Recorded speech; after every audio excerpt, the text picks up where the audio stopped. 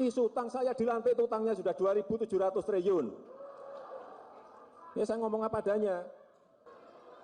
Kepala Badan Pemeriksa Keuangan atau BPK Firman Sampurna sampaikan kekhawatiran BPK kepada Presiden atas kemampuan pemerintah membayar jumlah hutang yang membengkak. Kekhawatiran BPK tersebut berdasarkan penambahan jumlah hutang pemerintah lebih dari 6.000 triliun, melebihi laju pertumbuhan PDB melihat tren penerimaan negara. Utang merupakan salah satu sorotan BPK dari seluruh hasil review pelaksanaan kesinambungan fiskal dalam laporan keuangan pemerintah pusat atau LKPP tahun 2020. Pemerintah dinilai belum mempertimbangkan kewajiban pemerintah yang timbul dalam jangka panjang. Sebelumnya BPK juga menyampaikan kekhawatirannya atas kemampuan pemerintah bayar utang kepada DPR. BPK tekankan jumlah hutang pemerintah melampaui batas yang direkomendasikan IMF dan International Debt Relief. Sebagai berikut. A. Tren penambahan utang pemerintah dan biaya bunga melampaui pertumbuhan PDB dan penerimaan negara sehingga memunculkan kekhawatiran terhadap penurunan kemampuan pemerintah untuk membayar utang dan bunga hutang.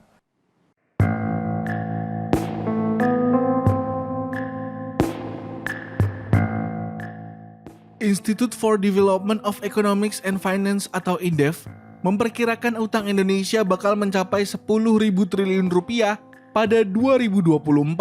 Ekonom senior INDEF Didik J. Rahbini mengatakan negara akan menanggung utang BUMN. Menurutnya, ada kemungkinan gagal bayar mencapai 2.143 triliun rupiah dari sektor perbankan dan non-perbankan. Sementara itu, total utang publik sekarang telah mencapai 8.504 triliun rupiah.